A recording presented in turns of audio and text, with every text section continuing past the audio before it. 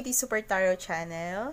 Ang topic po natin ngayon ay ang Sagittarius Love Reading. Okay, ito meron na po tayo ditong na-shuffle and babasahin na lang po natin, interpret na lang po natin. Take what resonates and leave the rest, and also please like and subscribe po sa aming channel and hit the notification bell na rin po. Okay, start na natin ang reading ng ating mga beautiful Sagittarius. Lagay ko po muna lahat Ang crystal para kay Sagittarius is ametrine. Alam ko halo to Ay balanced blend of amethyst and citrine. Ideal for sifting through mental chatter to unearth pure inspo and act on inspo. Who needs it? Chronically indecisive Libras. Siguro Libra ka. Ay, Libra. Baka may Libra. May hindi. Libra sa chart mo. Or baka Libra ka na naligaw dito sa reading ni Sagittarius. Indecisive. When to use it? Deadline. Okay, huwag natin anuhin to. Sabi dito sa ilalim, make your big dreams your big life. Sagittarius, ametrine. Yan, yung crystal. Make your dream, Make your big dreams your big life. Marami ka sigurong pangarap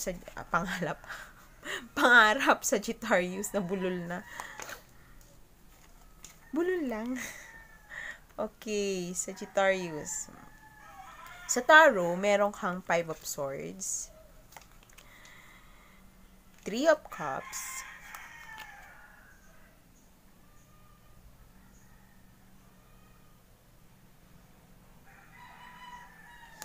ano ba to? Page ba to? Knight of Wands. Para siyang knight, Page yata. Page of Wands, Knight of Wands. Pero di ba si Knight of Wands naman ay tawag doon, may kabayo. Baka, alin man sa dalawa. 8 of Cups in reversed. Love reading to Sagittarius, ha? 3 of Wands. 3 of Wands. 26, instinctual bliss. Ito yata yung Selena ba? Ito, Selena in Taurus. White moon in Selena. Parang. 9, the truth behind illusions. The illusions. Moon in Libra. Kasi kung bakit kung Libra, baka may moon in Libra ka. Yung sa iyong birth chart. Natal chart. Make the effort. Great love is worth taking the steps you're guided to take. Engagement. Your love life is ascending to a higher level of commitment. Siguro Sagittarius, gifted person ka din. Gifted. Okay, lovely and mga handsome natin Sagittarius dyan. So, nakikita ko dito sa nakalatag na cards mo dito, Sagittarius. Meron ka siguro naging doubts noon dito sa relasyon mo ngayon. Kasi tamo dito, indecisive, diba? Sabi dito kanina. Maybe may mga plans siguro na hindi nangyari, travels na hindi natuloy. Siguro kayo ng partner mo, feels unsure talaga sa connection na ito or sa plans nyo kasi parang walang kapupuntahan o walang mangyayari. Maybe hindi sure sa result, sa future. Maari din na kayo ng partner mo is may conflict. Yes, may conflict kayo. Siguro, hindi kayo nagkakasundo sa isang idea. Pero, from what I see here, nagkakaroon ng leveling up itong sa connection nyo. Siguro, you feel like giving up. Nagsusurrender ka na lang. Pero, nagkakaroon ng shift dito sa Sagittarius sa connection ninyo. Hindi mo man makita ito physically right now. Pero, behind the scenes. May nangyayari. May nagbabago. I feel here na hindi ka iiwan ni partner mo. Ayan.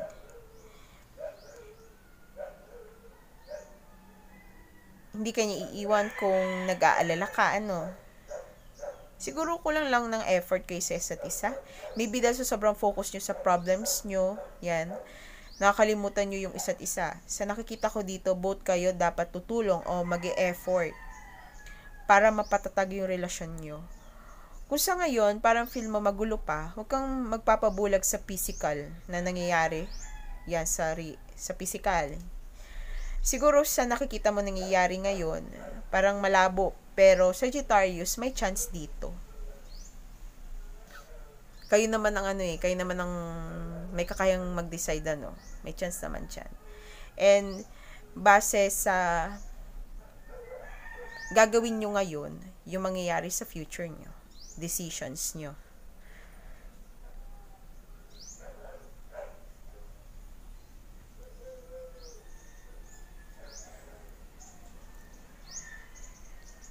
Instinctual bliss. 26 o 9. Baka important talaga sa yung 26 or 9, ano.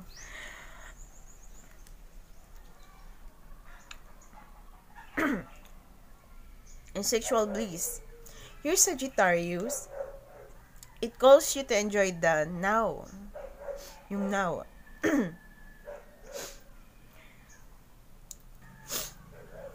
Okay, uminom lang ako ng tubig. So, na tayo in sexual bliss. Sabi dito, enjoy mo lang yung nangyayari ngayon. Make an effort, and I feel here na ganun din naman yung gagawin ng karelasyon mo ngayon dito eh. Okay, Sagittarius, kung may inaalala kayo ng partner mo, learn to celebrate the small things.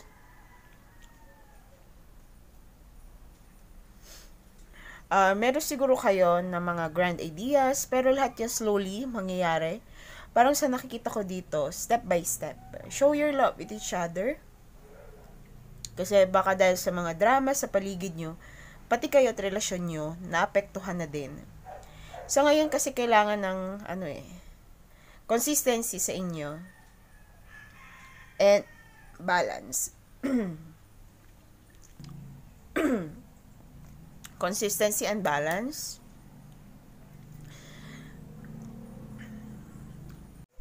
Okay, back na tayo sa reading. Ano man yung big plans na gusto nyong gawin ng partner mo sa Sagittarius, magagawa nyo yan basta magkasama kayong dalawa and equal kayo sa isa't isa. May possibility sa Sagittarius na magkakaroon ng engagement yung ibang dito eh. O siguro nga ascending to a higher level of commitment, mas maging committed sa isa't isa, or siguro yung from boyfriend to girlfriend to engagement to wedding. Yan, pwede yan. Hindi naman kasi laging saya sa relasyon, 'di ba, Sagittarius? May mga trials din talaga. And how you both react to it, makaka-affect yun sa inyong dalawa. Pati doon sa relasyon nyo, sitwasyon nyo. May chance na mag-e-effort din talaga itong partner mo. Yes, mag-effort siya sa'yo. Magpapakita ng love. Sa tingin ko naman, mahal nyo naman ang isa't isa eh. May passion pa rin dito na natitira.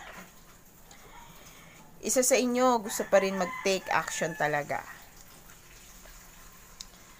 Sa tingin ko dito, both kayo medyo gagawin ito slowly kaysa sa dating approach nyo na, or paggawa ng plans nyo na parang minamadali, bilisan. I think mas pag-iisipan nyo pa bago lumusob o bago gawin ng isang bagay. Since, Moon in Libra to, no? I think may pagbabalance talaga sa emotions nyo at parehas. Magkakaroon ng balancing ng emotions nyo o kayo ng partner nyo.